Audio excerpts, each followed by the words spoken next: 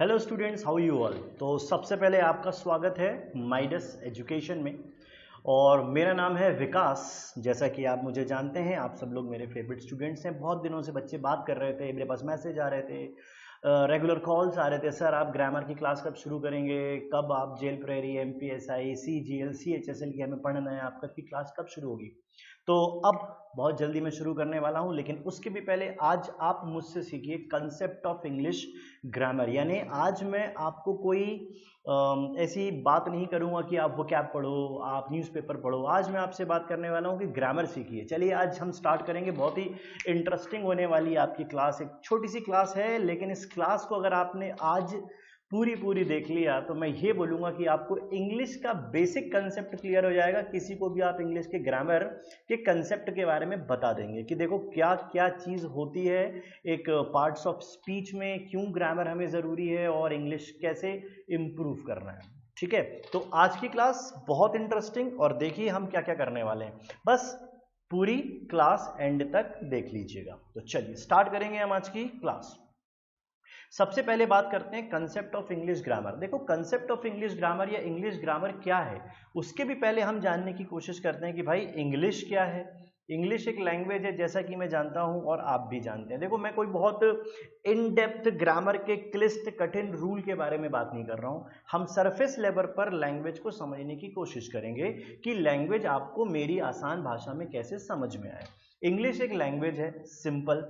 अब क्या होता है, मुझे कुछ आता है, आपको कुछ आता है, मैं आपसे कुछ कहना चाहता हूं, आप मुझसे कुछ कहना चाहते हैं, लेकिन हम दोनों की भाषा अलग अलग है या दोनों के ग्रामर गलत हैं, तो आपको मेरी और मेरे को आपकी बात समझ में कभी नहीं आएगी। इसीलिए एक समान रूल बनाए गए कि भाई जो मैं आपसे बोलूं और जो आप मुझसे बोलो वो सबको बराबर समझ में आ जाए। इसीलिए हमने क्या बना दिए उसके रूल। हम उसको क्या बोलते हैं, ग्रामर के रूल्स। ये क्या चीज होता है, ऐसा कुछ समझ लीजिए अगर सबको गाड़ी दे दी जाए, यहाँ पे कार है, एक बंदा कार चला रहा है, एक और कार चला रहा है, बहुत सब लोग कार चला रहे हैं, चलाना किसी को भी नहीं आता, तो होगा क्या, सब एक दूसरे को भिड़ना शुरू कर देंगे। सरकार को क्या लगा, भाई कोई भी व्यक्ति गाड़ी चला रहा है, रूल नियम किसी को पता नहीं है, कब ब्रेक लगाना है, कब रेड लाइट, कब ग्रीन लाइट। तो सरकार ने क्या कर दिया, एक ट्रैफिक सिग्नल व्यवस्था बना दी कि ग्रीन हो तो जाओ, रेड हो तो रुक जाओ। ये एक सिस्टम हो गया, ये एक नियम हो गया। इसी प्रकार चाहे हिंदी हो चाहे इंग्लिश हो, उस सिस्टम को फॉलो करवाने के लिए हमें एक नियम बनाने पड़े कि अगर मैं बोल दूं ना ही इज गोइंग तो वो जा रहा है, और ही वॉज गोइंग बोल दूं तो वो जा रहा था। तो इज का मीनिंग और वॉज के मीनिंग में क्या फर्क होता है, ये मुझे भी पता होना चाहिए और आपको भी पता होना चाहिए। अगर दोनों ही व्यक्ति को सही पता है तो कभी भी ग्रामर में या भाव में या बोलचाल में गलतियां नहीं होंगी। इसीलिए ग्रामर के रूल को बनाया गया, बड़ा सिंपल है। अब दूसरी बात करते हैं कि भाई ग्रामर आपको एग्जाम में क्यों इंपॉर्टेंट है। ग्रामर इसलिए एग्जाम में इंपॉर्टेंट है, आप कोई भी एग्जाम अगर आप ले लो, चाहे फॉर एग्जांपल आप जेल प्रहरी का ही एग्जाम क्यों नहीं ले लेते, या आप एमपीएसआई का एग्जाम ले लीजिए, या आप सीजीएल ले लीजिए, या सीएचएसएल ले लीजिए। हर एक एग्जाम में दो चीजें इंपॉर्टेंट है, एक होता है ग्रामर और एक होता है वोकैब। आपको दोनों ही चीजें सीखनी पड़ेंगी। ग्रामर कुछ एग्जाम में ग्रामर का जो पोर्शन है, जैसे फॉर एग्जांपल अगर मैं इसको 100% के हिसाब से लूं तो कुछ एग्जाम में 70% ग्रामर और 30% वोकैब का वेटेज है। कुछ एग्जाम में 60% ग्रामर और 40% वोकैब का वेटेज है। किसी किसी एग्जाम में 50% और 50% ग्रामर और वोकैब का वेटेज होता है। तो हमको जब हम कोई काम कर रहे हैं ना, गाड़ी ही चला रहे हैं, तो हमें दोनों टायर में बराबर हवा बराबर होनी चाहिए। तो हमें कोशिश ये करनी है कि वोकैबलरी, तो चलो मैं आपको रोज यूट्यूब पे मैं रोज एक 10 वर्ड इंपॉर्टेंट डाल ही रहा हूँ जो एग्जाम ओरिएंटेड है, वो आप रेगुलर देख ही रहे हो। अब ग्रामर एक सेक्शन बचा है जो मैं अच्छे से पढ़ाना चाह रहा था आपको, जो मैं चाह रहा था कि एक एक चीज कंसेप्ट कंठस्थ करवा दूं और एग्जाम आपका निकल जाए, तो उसके लिए मैं इस प्रोग्राम को लॉन्च कर रहा हूं।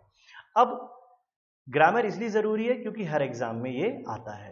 अब बात करते हैं, जब आप इंग्लिश को सीखना चाहते हो तो आपको पार्ट्स ऑफ स्पीच के बारे में पता होना चाहिए। ये पार्ट्स ऑफ स्पीच क्या है ना। तीसरी क्वेश्चन क्या है हमारा, तीसरा पॉइंट मैंने यहाँ पे क्या लिखा है, आपको पार्ट्स ऑफ स्पीच के बारे में पता होना चाहिए। देखो स्पीच का मतलब क्या होता है, जो मैं आपसे बोल रहा हूं वही तो स्पीच है।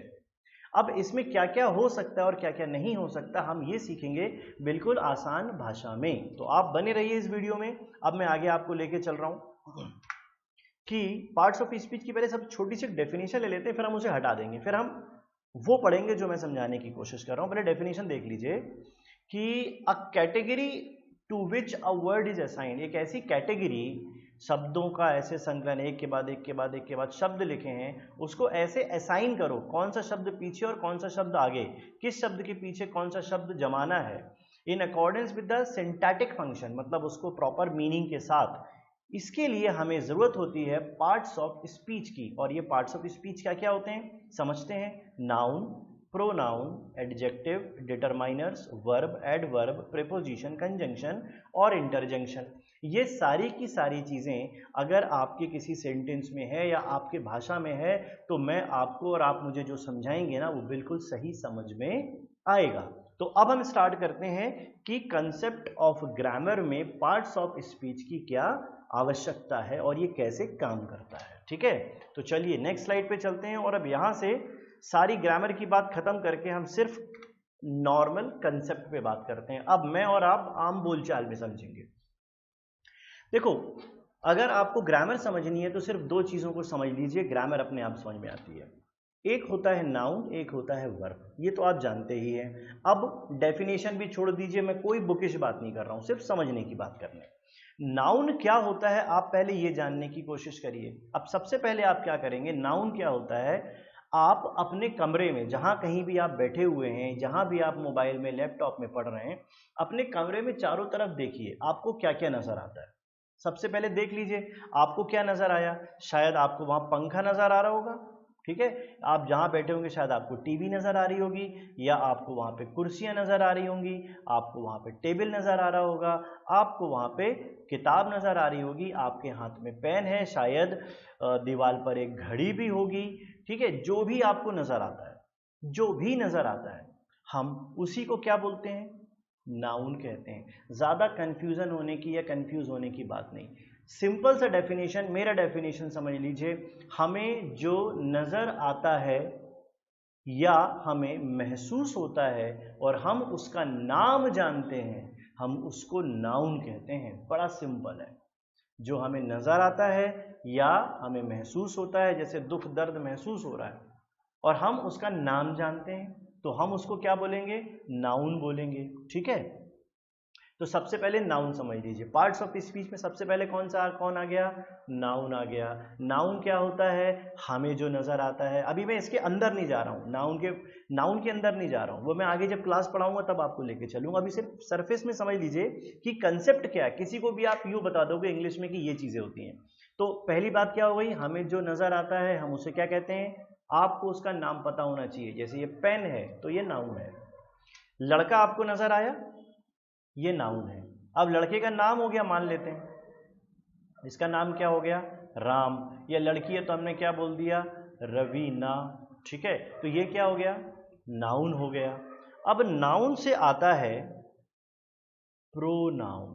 ठीक है, नाउन से क्या आता है, प्रोनाउन। एक्चुअली नाउन ही प्रोनाउन बना। क्या होता है, किसी नाउन को बार बार रिपीट नहीं कर सकते। राम अच्छा लड़का है, राम घर जाता है, राम घर से आता है, राम खाना खाता है, तो आप राम ना बोल के रवि अच्छा लड़का है, रवि ना, जो भी आप बार बार नाम ले रहे हो ना, आप नाम को हटा दो और नाम की जगह पे राम अच्छा लड़का है, वह घर जाता है, रवीना अच्छी लड़की है, वह पढ़ती है। तो ये जो वह लेकर आ गए ना हम, राम या रवीना या रवि की जगह पर, इसको हम क्या बोल देते हैं, प्रोनाउन बोलते हैं। दो चीजें क्लियर हो गई। नाम, हमें जो नजर आता है उसे हम नाउन कहते हैं। अब उसी नाम के बार बार रिपीटिशन से बचाना हो तो हम उसे क्या बोल देते हैं, प्रोनाउन कह देते हैं। वेरी गुड, और आगे देखते हैं, समझिएगा।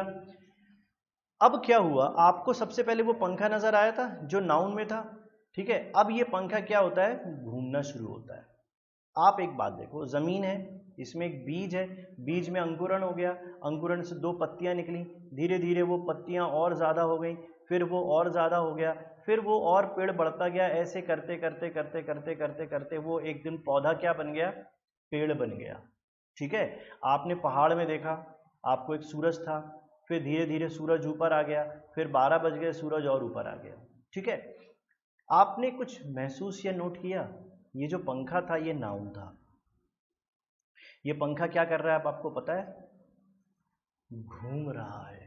पंखा क्या कर रहा है? घूम रहा है। ये पेड़ जो था ना, ये एक बीज के रूप में था, धीरे धीरे ये क्या बन गया? एक पेड़ बन गया। ये क्या हो गया? ये ग्रो हो गया। ग्रो मतलब बढ़ गया। ये सूरज भी क्या हो रहा है? ऊपर राइज कर रहा है, बढ़ रहा है। इसलिए आपको जो नाउन नजर आए, अगर उस नाउन में क्या हो जाए, उस नाउन में क्या हो जाए, ध्यान से देखो, उस नाउन में क्या हो जाए? एक्शन, तो वो हो जाता है वर्ब। ठीक है, उसे क्या बोल देते हैं? वर्ब। समझिएगा, मैं फिर से लिख देता हूं। नाउन में अगर एक्शन जोड़ दिए जाएं तो ये क्या बन जाते हैं? वर्ब। अब हमारे ग्रामर के 3 कंसेप्ट आपको समझ में आ गए। नाउन, नाउन के रिपीटिशन से बचाना हो तो प्रोनाउन, नाउन में होने वाले एक्शन को क्या बोलते हैं? वर्ब। जैसे मैं नाउन हूं, मैं बोल रहा हूं, बोलना क्या हो गया? क्रिया। ठीक है, अब अभी हमने क्या क्या देख लिया, देख लो। नाउन आ गया, प्रोनाउन आ गया, वर्ब आ गया। इतना क्लियर हुआ? बड़ी इंटरेस्टिंग क्लास है, बिल्कुल टेंशन लीजिएगा ही मत, आराम से एक ही क्लास में सीखोगे आप। अब आ गया नाउन। ठीक है, समझना फिर से। अब मैं नाउन को यहां पे क्या ले लेता हूं? नाउन कौन है? लड़का।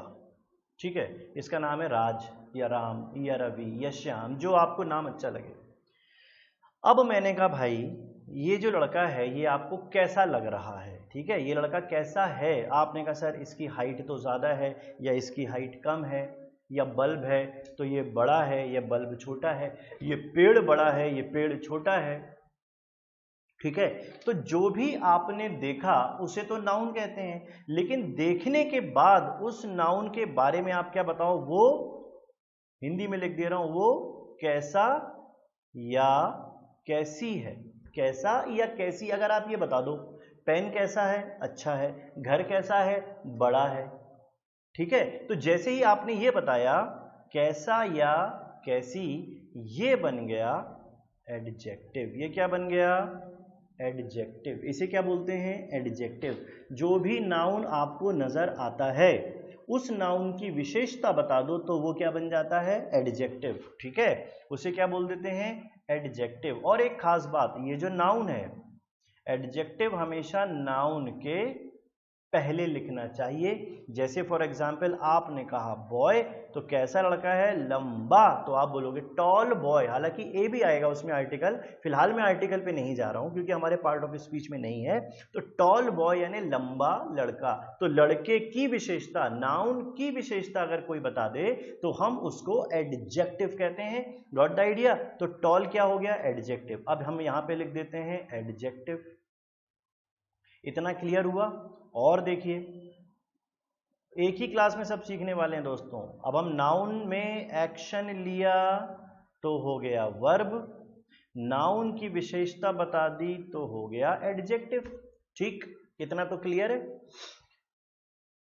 अब समझिए, ये जो वर्ब है सिर्फ नाउन की ही विशेषता बताई जा सकती है क्या? क्या वर्ब की विशेषता नहीं बताई जा सकती? बताई जा सकती है। अब आपने कहा लड़का, मान लेते हैं लड़का क्या कर रहा है? रन, यानी दौड़ रहा है या चल रहा है या बोल रहा है। तो बोलना, चलना, दौड़ना, ये हो गया उसकी क्रिया। ठीक है, अब मैंने कहा वो बोलता है कैसे? वो बोलता है, तो बोलना क्या हो गया? स्पीक। स्पीक को क्या मानेंगे हम? वर्ब, बोलने का तरीका है। अब मैंने आपसे पूछा कि भाई वो आपका जो दोस्त है ना, लंबा सा एक आता है, वो कैसा बोलता है, किसी से बात कैसे करता है? तो आपने मुझे आंसर क्या दिया? सर वो सबसे बहुत पोलाइटली बोलता है। क्या होता है? वो सबसे क्या बोलता है? POLIETLY। वो सबसे कैसा बोलता है? पोलाइटली बोलता है।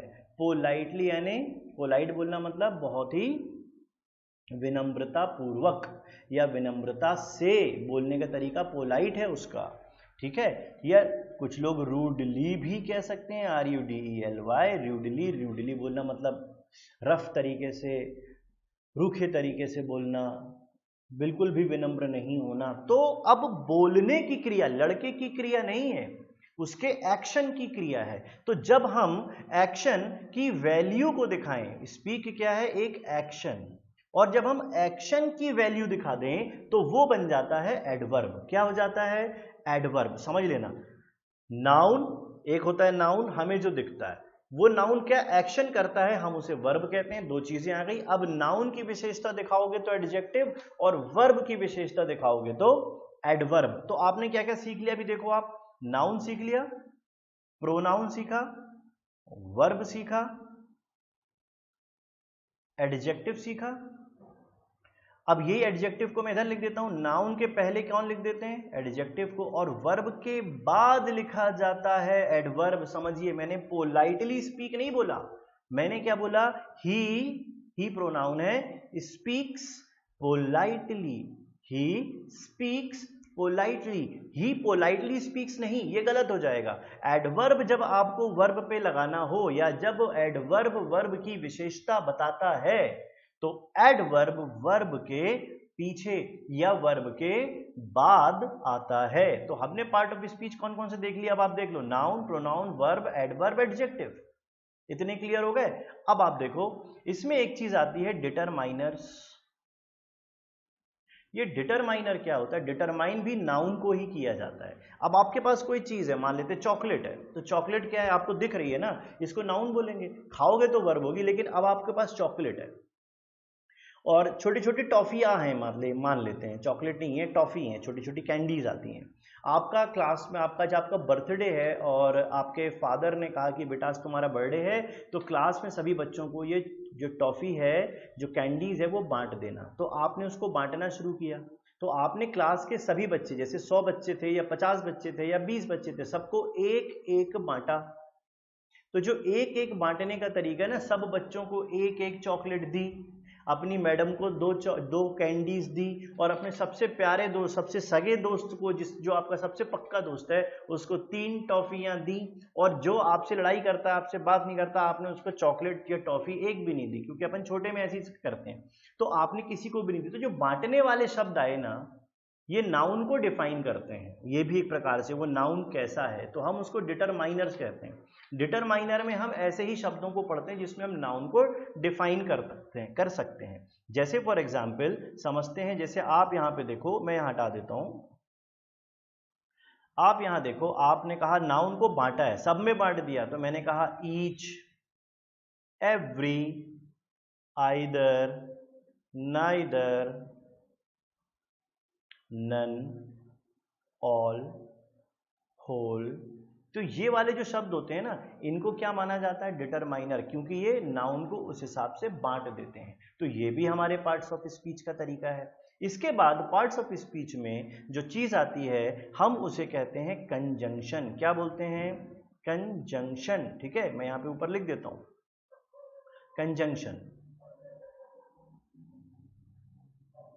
अब ये कंजंक्शन क्या होता है, कंजंक्शन का सीधा सा मतलब होता है, जो दो सेंटेंस यानी दो वाक्य, दो शब्द, दो नाउन, दो वर्ब, ठीक है, दो क्लॉज आदि को जोड़ने का काम करता है। हिंदी में हम इसको संयोजक कहते हैं। क्या कहते हैं, संयोजक कहते हैं, समझना। अब फॉर एग्जाम्पल, राम एक लड़का है और श्याम एक लड़का है। अब ये दो अलग अलग लोग हैं, दोनों एक साथ आएंगे ना, तो मैं क्या बोलूंगा, राम एंड श्याम।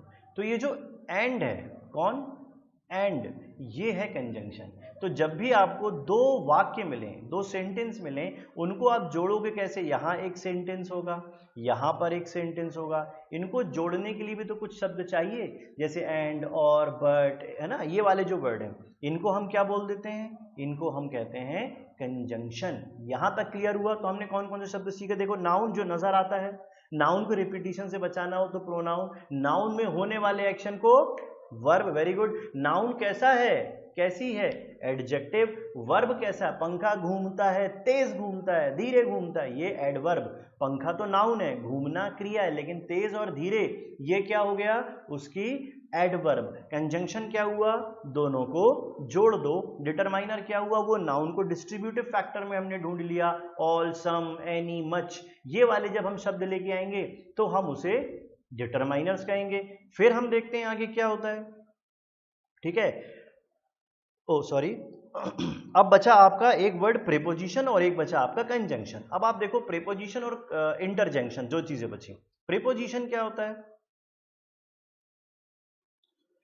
प्रीपोजिशन वो होता है जो नाउन या वर्ब, हम दो भी ले सकते हैं, ये उसके प्लेस को डिफाइन करता है। क्या करता है? प्लेस को डिफाइन करता है। जैसे फॉर एग्जाम्पल भाई ये एक घर है, ठीक है।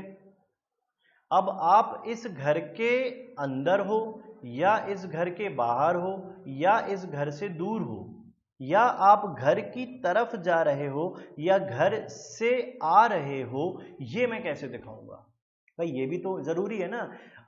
उंगली में अंगूठी है, हाथ में पेन है, ठीक है। तो ये कैसे आप बताओगे? हाथ में, उंगली में, हिंदी का जो वर्ड है में।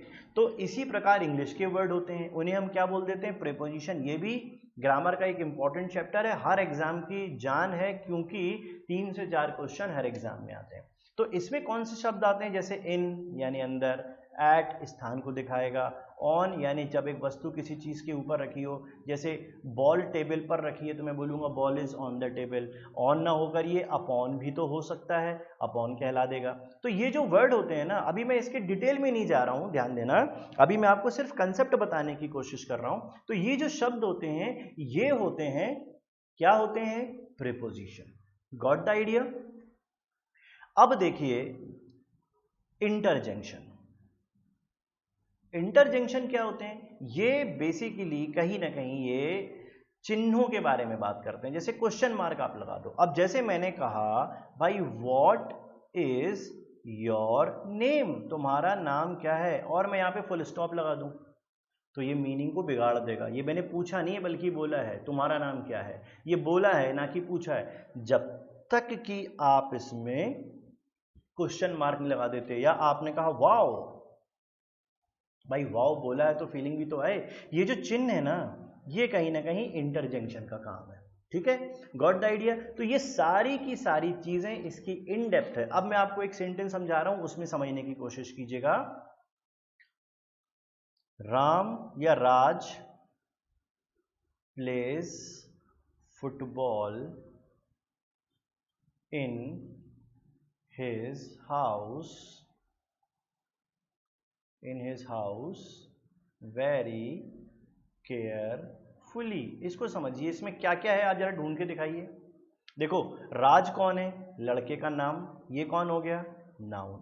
प्लेज मतलब वह खेलता है, खेलना क्या हो गया? इसमें नाउन प्रोनाउन हम ढूंढेंगे, ठीक है। प्लेज यानी खेलना, खेलना क्या हो गया? वर्ब। फुटबॉल नाम है एक बॉल का, तो ये भी क्या हो गया? नाउन। इन यानी अंदर, अंदर क्या दिखाता है? प्रीपोजिशन। हिज यानी अधिकार, अधिकार भी नाउन के ऊपर आया। हाउस, हाउस क्या है? नाउन।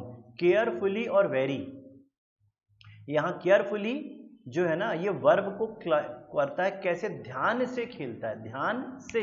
जब भी एडजेक्टिव में से, ते, पूर्वक आए तो वो एडवर्ब बन जाता है। तो केयरफुल, देखो समझना, अगर मैं यहां लिख दूं केयरफुल तो ये एडजेक्टिव है, और मैं लिख दूं केयरफुली तो ये एडवर्ब बन जाता है। वही एडजेक्टिव एडवर्ब बनाते हैं। जब हम चैप्टर पढ़ेंगे उसमें डिटेल में जाऊंगा और एक एक चीज समझा दूंगा, ठीक है। फिलहाल तो ये एक एडवर्ब है और ये एडवर्ब को और क्वालिफाई कर रहा है।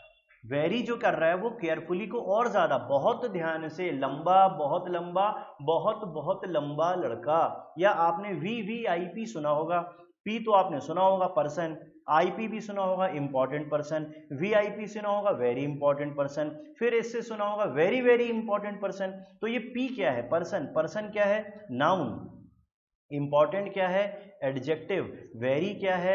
एडवर्ब। ये एडवर्ब इस इंपॉर्टेंट की वैल्यू बता रहा है, और ये भी वेरी है, ये इस वेरी, इस वाले वेरी को, मतलब ये लास्ट वाला जो वेरी है इसके ठीक पहले वाले वेरी की वैल्यू दिखा रहा है। तो मतलब ये एक साथ दो एडवर्ब आ गया, एक एडजेक्टिव आ गया, एक नाउन आ गया। इस तरीके से हमारा जो सेंटेंस है वो जमता है, और हमारा पूरा का पूरा वाक्य जो है वो एक interjection, conjunction, pronoun, noun, verb, adverb, adjective की वैल्यू को दिखाते हुए एक अच्छा सुंदर मीनिंग को बना लेता है।